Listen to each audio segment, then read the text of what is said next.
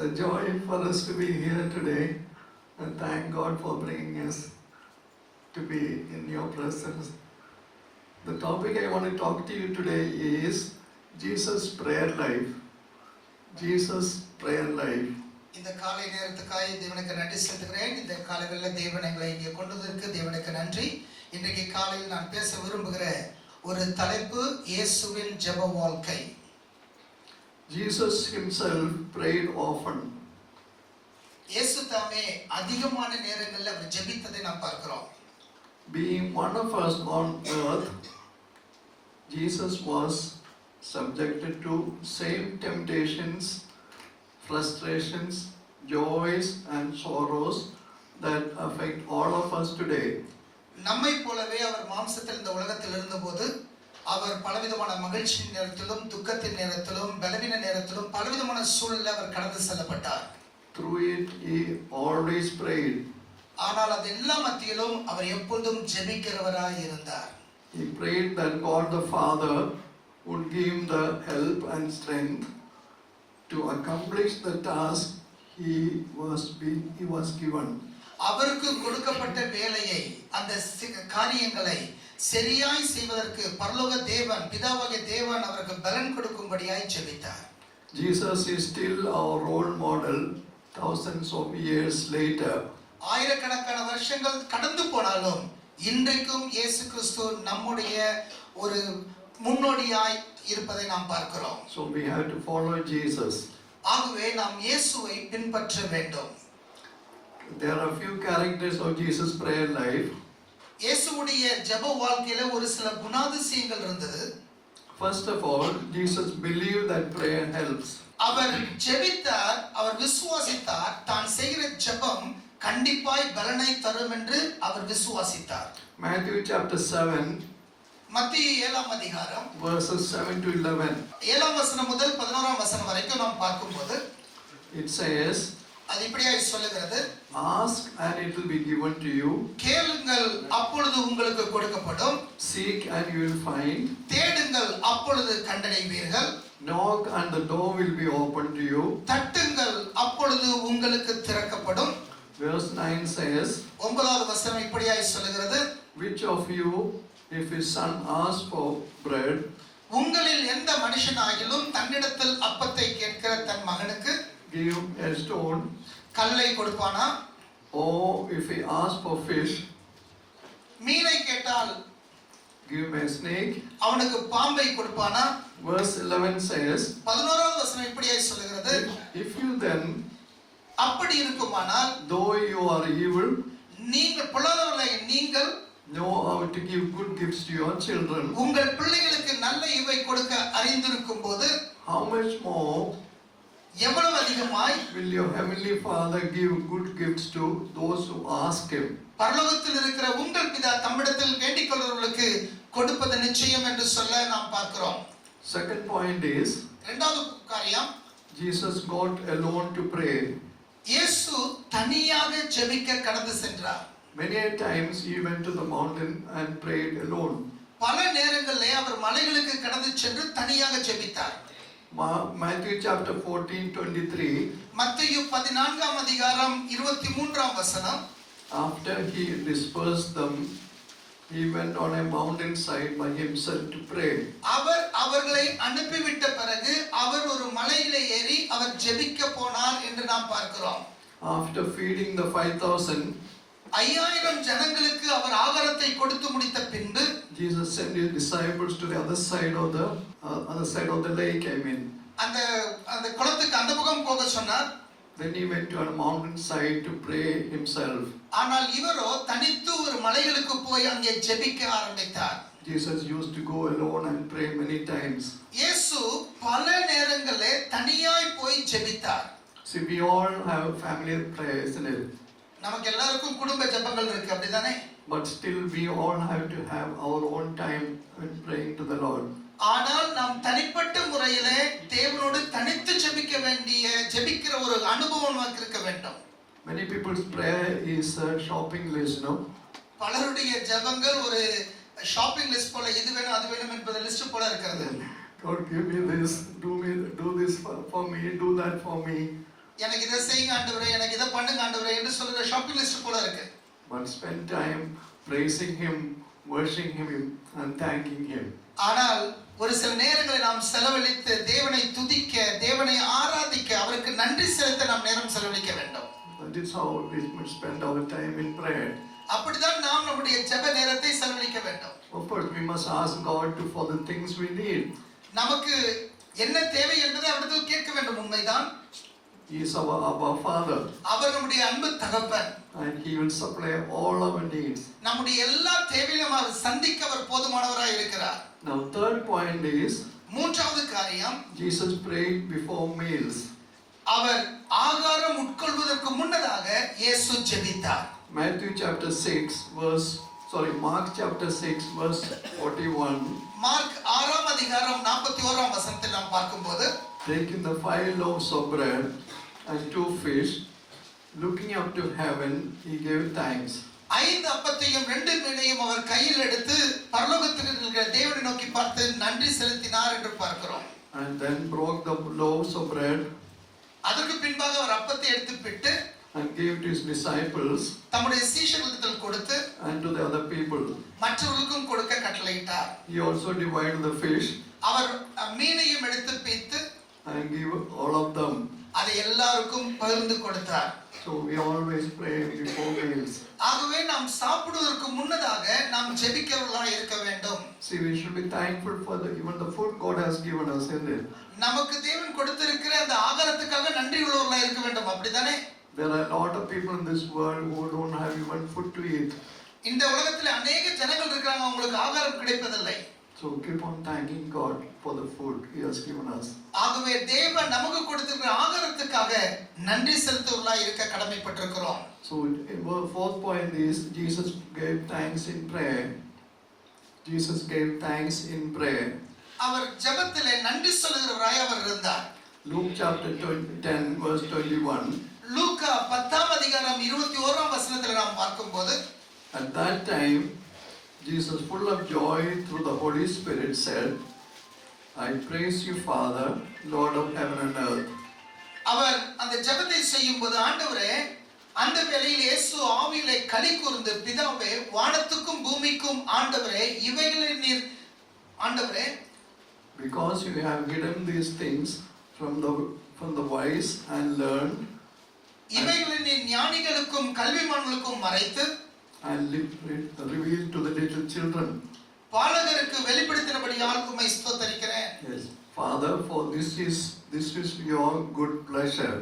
பிதாவே, இப்படி செய்வது உம்முடைய திருவுளத்துக்கு பிரியமாய் இருக்கிறது என்றார் இருந்தது. So when the 72 of the disciple followers whom Jesus sent to various towns returned, 70 சீஷர்களை அவர் வெவ்வேறு இடங்களுக்கு அனுப்பி அவர்கள் திரும்பி வந்தபோது, they returned with joy அவர்கள் சந்தோஷத்தோடு திரும்பி வந்தார்கள். and reported to him what had happened.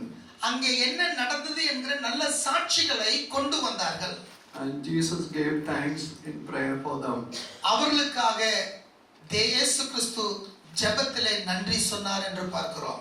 Fifth point is, ஐந்தாவதாக, Jesus prayed before making any important decisions. ஒரு முக்கியமான தீர்மானம் எடுப்பதற்கு முன்னதாக இயேசு ஜெபித்தார். Luke chapter 6 லூக்கா 6ஆம் அதிகாரம் 12 to 13. 12 முதல் 13 வசனங்கள் நாம் வாசிக்கும்போது, Can somebody read that? யாராவது ஒருத்தர் வாசிங்க. அந்நாட்களிலே அவர் ஜெபம் பண்ணும்படி ஒரு மலையின் மேல் ஏறி ராமுழுதும் தேவனை நோக்கி ஜெபம் பண்ணி கொண்டிருந்தார். பொழுது விடிந்த போது அவர் தம்முடைய சீசர்களை வரவழைத்து அவர்களில் 12 பேரை தெரிந்து கொண்டு அவர்களுக்கு அப்போஸ்தலர் என்று பெயரிட்டார். Thank you. One of those days, Jesus went out to a mountainside to pray. ஒரு நாள்ல இயேசு அந்த மலைகளுக்கு மேல ஏறி ஜெபிக்க போனார். And spent the night praying to God. இரவு முழுவதும் அவர் தேவனிடத்தில் ஜெபித்துக் கொண்டிருந்தார்.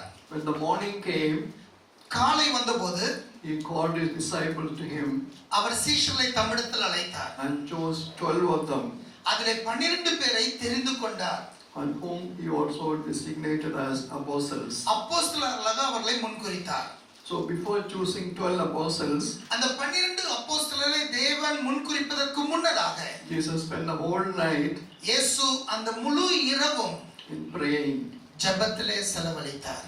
So before making any important decisions in our lives, எந்த முக்கியமான தீர்மானத்தை நம்முடைய வாழ்க்கையில் எடுப்பதற்கு முன்னதாகவும் we must spend time in prayer. நாம் ஜெபத்திலே நேரத்தை செலவழிக்க வேண்டும். Ask God's support or strength in your decision. நம்முடைய ஒவ்வொரு தீர்மானத்திலும் தேவனுடைய அனுக்கிரகம் இருக்கும்படியாக ஜெபிக்க வேண்டும். 6th point is, ஆறாவது காரியம், Jesus prayed for his disciples. இயேசு தம்முடைய சீஷர்களுக்காக ஜெபித்தார். John chapter 17 verse 11, யோவான் 17ஆம் அதிகாரம் 11வது வசனம் it says, அது இப்படியாய் சொல்லுகிறது, I will remain in this world no longer, நான் இந்த உலகத்தில் இருக்க போவதில்லை, but they are still in this world. ஆனால் என்னுடைய சீஷர்களாகிய இவர்கள் இந்த உலகத்தில் இருக்கிறார்கள். I am coming to you. நான் உம்மிடத்தில் வருகிறேன். See, after a short while, Jesus is going to ascend to heaven, isn't it? இன்னும் கொஞ்ச நேரத்திலே கொஞ்ச காலத்திலே இயேசு பரத்துக்கு ஏறி செல்ல போகிறார். So he prayed for his disciples, saying, Holy Father, அவருடைய சீஷர்களுக்காக அவர் ஜெபித்தார். எப்படி ஜெபித்தார்? by the power of your holy name, பரிசுத்த பிதாவே, உம்முடைய பரிசுத்த நாமத்தினாலே protect them. அவர்களை பார்த்து காத்துக்கொள்ளும். The name you gave me, இந்த நாமத்தை நீர் எனக்கு தந்திருக்கிறீர், so that they may be one, அவர்கள் ஒன்றாய் இருக்கவும், as we are one. நாம் ஒன்றாய் இருப்பதில் அவர்கள் ஒன்றாய் இருக்கவும் வேண்டிக் கொள்கிறேன் என்று சொன்னார். Verse 15 says, 15ஆம் வசனம் இப்படியாக சொல்லுகிறது, my prayer is that you take them out of the world, அவர்களை உலகத்திலிருந்து எடுத்து போடும்படியாய் என்னுடைய ஜெபம் இல்லாமல், but you protect them from the evil one. ஆனால் துன்மார்க்கனுக்கு தீமையிலிருந்து அவர்களை காத்துக்கொள்ளும்படியாய் நான் வேண்டிக் கொள்கிறேன் என்று சொல்லி ஜெபித்தார். Verse 24, 24ஆம் வசனம் இப்படியாக சொல்லுகிறது, it says, Father, I want those you have given me to be with me where I am, and to see my glory, the glory you have given me. பிதாவே, உலக தோற்றத்துக்கு முன் நீர் என்னில் அன்பாயிருந்தபடியினால் நீர் எனக்கு தந்த என்னுடைய மகிமையை நீர் எனக்கு தந்தவர்கள் காணும்படியாக நான் இங்கே இருக்கிறேனோ அங்கே அவர்களும் என்னுடனே இருக்க விரும்புகிறேன். Because you loved me before the creation of the world. உலக தோற்றத்துக்கு முன்னதாக நீர் என்னில் அன்பாயிருந்தபடியினால் இதை அவர் ஜெபித்தார். So we have to pray. ஆகவே நாம் ஜெபிக்க வேண்டும். Verse 7 point is, 7வது காரியமாக, Jesus still prays for us. ஆண்டவர் இன்றைக்கும் நமக்காக ஜெபித்துக் கொண்டிருக்கிறார். Romans chapter 6, ரோமர் 6ஆம் அதிகாரத்தில் நாம் வாசிக்கும் போது 26 and 27. 26ஆம் வசனம் 27ஆம் வசனத்திலே, Can one of you read that please? ஆவியானவரும் நமது பலவீனங்களில் நமக்கு உதவி செய்கிறார். நாம் ஏற்றபடி வேண்டிக் கொள்ள வேண்டியது இன்னதென்று அறியாமல் இருக்கிறபடியால் ஆவியானவர் தாமே வாக்கு கடங்காத பெருமூச்சோடு நமக்காக வேண்டுதல் செய்கிறார். Thank you. So in the same way, the Spirit helps us in our weakness. பரிசுத்த ஆவியானவர் நம்முடைய பலவீனங்களிலே நமக்கு உதவி செய்கிறவராய் இருக்கிறார். We do not know what we ought to pray for, நாம் எதற்காக ஜெபிக்க வேண்டும் என்று நமக்கு தெரியாது. but the Spirit Himself ஆனால் பரிசுத்த ஆவியானவர் தாமே intercedes for us அவர் நமக்காக அதை செய்கிறார். with groans that words cannot express. பெருமூச்சுகளோடு, எண்ணிக்கடங்காத பெருமூச்சுகளோடு அவர் நமக்காக விண்ணப்பம் பண்ணுகிறார் என்று நாம் பார்க்கிறோம். See, when we accept Christ as the Lord and Savior, நாம் இயேசு கிறிஸ்துவை நம்முடைய சொந்த இரட்சகராக ஏற்றுக்கொள்ளும் போது the Holy Spirit comes and lives in us. பரிசுத்த ஆவியானவர் நமக்குள் வந்து வாசம் பண்ணுகிறார். He helps us in our prayer. அவர் நம்முடைய ஜெபத்திலே நமக்கு உதவி செய்கிறார். Verse 24 says, 24ஆம் வசனம் இப்படியாக சொல்லுகிறது, and He who searches our hearts know the mind of the Spirit. அந்த நம்பிக்கையினாலே நாம் ரட்சிக்கப்பட்டிருக்கிறோம். காணப்படுகிறதை நம்புகிறது நம்பிக்கை அல்ல, ஒருவன் தான் காண்கிறதை நம்ப வேண்டுவது என்ன? The Spirit intercedes for us. That is Jesus. பரிசுத்த ஆவியானவர் நமக்காக பிதாவாகிய தேவனிடத்தில் அவர் விண்ணப்பம் பண்ணுகிறவராய் இருக்கிறார். That is Jesus intercedes for us. இயேசு கிறிஸ்து நமக்காக விண்ணப்பிக்கிற தேவனாய் இருக்கிறார். 8th point is, 8வதாக, Jesus prays on the mountain of Olives. இயேசு கிறிஸ்து Mount of Olives. ஒலிவ மலையிலே தேவன் அவர் ஜெபிக்கிறவராய் இருந்தார். In Luke chapter 22, லூக்கா 22ஆம் அதிகாரத்திலே verse 22 says, 22ஆம் வசனம் இப்படியே சொல்கிறது, as usual, he went on Mount of Olives, எப்பொழுதும் போல அவர் அந்த ஒலிவ மலைக்கு கடந்து சென்றார். and the disciples followed him. அவருடைய சீஷர்கள் அவரை பின்பற்றினார்கள். He told his disciples அவர் தம்முடைய சீஷர்களை பார்த்து இப்படியாய் சொன்னார், that you pray that you will not fall into temptation. நீங்கள் ஜெபத்திலே தரித்திருங்கள், ஏனென்றால் நீங்கள் சோதனைக்கு தப்பும்படியாக. And then Jesus went forward, அதற்கு பின்பாக அவர் முன்பாக போய் knelt down முழங்கால் படியிட்டு and prayed. அவர் ஜெபித்தார். Verse 42 says, 42ஆம் வசனம் இப்படியாய் சொல்கிறது, Father, பிதாவே, if you are willing, take this cup உமக்கு from me. சித்தமானால் Take this cup from me. இந்த பாத்திரம் என்னை விட்டு நீங்கும்படி செய்யும். Yet not my will, ஆயினும் என்னுடைய சித்தத்தின்படி அல்ல, but your will be done. உம்முடைய சித்தத்தின்படியே ஆக கடவுது என்று சொன்னார். Jesus knew what was going to happen to him, isn't it? இயேசுவுக்கு தெரியும் தனக்கு என்ன நடக்க போகுது என்று அவருக்கு தெரியும். Shortly he will be arrested குறுகின காலத்திலே அவர் கைது செய்யப்பட போகிறார். and will be crucified. அவரை சிலுவையில் அறைய போகிறார்கள். And at this time, verse 44 says, 44ஆம் வசனம் இப்படியே சொல்கிறது, his sweat was like a drop of blood. அவருடைய வேர்வை இரத்தத்தின் பெருந்துள்ளிகளாக விழுந்தன என்று நாம் பார்க்கிறோம். Falling to the ground. அது பூமியில் விழுந்தது. Jesus knew, because he knew what was going to happen to him. இயேசுவுக்கு தெரியும் அவருக்கு என்ன நடக்க போகிறது என்று அவருக்கு தெரியும். And he prayed. ஆனால் அந்த நேரத்தில் அவர் ஜெபித்தார். Jesus prays on the cross. Eventually he was crucified. அவர் சிலுவையில் அறையப்பட்ட அந்த நேரத்தில் தானே அவர் ஜெபித்தார். Jesus prays on the cross. He says, அங்க சிலுவையில் அவர் ஜெபிக்கும்போது இப்படியாய் சொல்லுகிறார், he prayed for the people who arrested him. அவரை கைது செய்த சிலுவையில் அறைந்த அந்த ஜனங்களுக்காக அவர் ஜெபித்தார். So when they crucified, அவரை அங்க சிலுவையில் அறைந்த போது in Luke chapter 23 says, லூக்கா 23ஆம் அதிகாரம் இப்படியாய் சொல்லுகிறது, verse 32, 32வது வசனம், two other men, both criminals, were also led out with him to be crucified. அவரோடு சிலுவையில் அறையப்படும்படியாக 2 பேர் கொண்டு போகப்பட்டார்கள், குற்றவாளிகள். One on the left side ஒருவனை இடதுபுறத்திலும் and the other on the right side. ஒருவனை வலதுபுறத்திலுமாக அறைந்தார்கள். So Jesus prayed on the cross. இயேசு அங்கே சிலுவையில் இருக்கும்போதும் ஜெபித்தார். He prayed, Father, forgive them, பிதாவே இவர்களுக்கு மன்னியும், for they do not know what they are doing. அவர்கள் என்ன செய்கிறார்கள் என்று தெரியாமல் செய்கிறார்கள் என்று சொல்லி அவர்களுக்காக ஜெபித்தார். Just imagine when people, insult us or treat us badly, we don't shout and scream at them. Pray for them. யாராவது நம்மளை பராமரிக்கும், நம்மளை வந்து ஒரு மோசமா செய்யும் போதும், நம்மளை துக்கமா செய்யும் போதும் நாம் அவர்களுக்காக ஜெபிக்க வேண்டும். So what did we learn from about Jesus' prayer life? ஆகவே இயேசுவுடைய இந்த கடந்த வசனங்களில் நாம் என்ன கற்றுக்கொண்டோம்? First of all, முதலாவதாக Jesus believed that prayer works. தம்முடைய ஜெபத்திலே ஜெபம் கிரியை செய்யும் என்று இயேசு விசுவாசித்தார். Secondly, இரண்டாவதாக Jesus got alone to pray. அவர் தனியாக போய் ஜெபித்தார் என்று நாம் பார்க்கிறோம். Thirdly, மூன்றாவதாக Jesus prayed before meals. சாப்பிட உட்கொள்வதற்கு முன்னதாக அவர் ஜெபித்தார். Fourthly, நான்காவதாக Jesus gave thanks in prayer.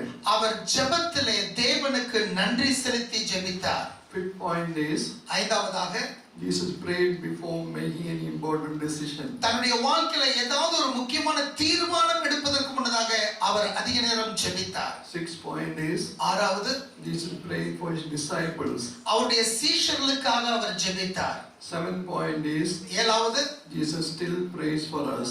இன்றைக்கும் நமக்காக எண்ணுக்கடங்காத பெருமிச்சலோடு ஜெபித்துக் கொண்டிருக்கிறார்.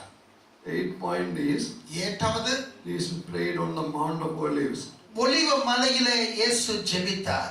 Ninth point is, ஒன்பதாவது Jesus prayed for those who crucified him. இயேசு தம்மை சிலுவையில் அறைந்தவர்களுக்காக இயேசு சிலுவையில் ஜெபித்தார். So Jesus is our role model. இயேசு நமக்கு முன்மாதிரியான வாழ்க்கை வாழ்ந்தார். We have to follow his example in prayer. நாம் அவருடைய அந்த முன்மாதிரியான வாழ்க்கையை நம்முடைய ஜெப வாழ்க்கையில கொண்டு வர வேண்டும். So every day spend time in prayer. ஒவ்வொரு நாளும் ஜெபத்திலே உங்கள் நேரத்தை செலவழியுங்கள். Thanking God and praising Him, worshiping Him.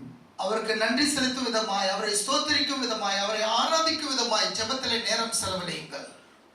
Thank you. God bless you all. நன்றி. ஆண்டவர் உங்களை ஒரே ஆசீர்வதிப்பாராக. Thank you. Thank you. Thank you.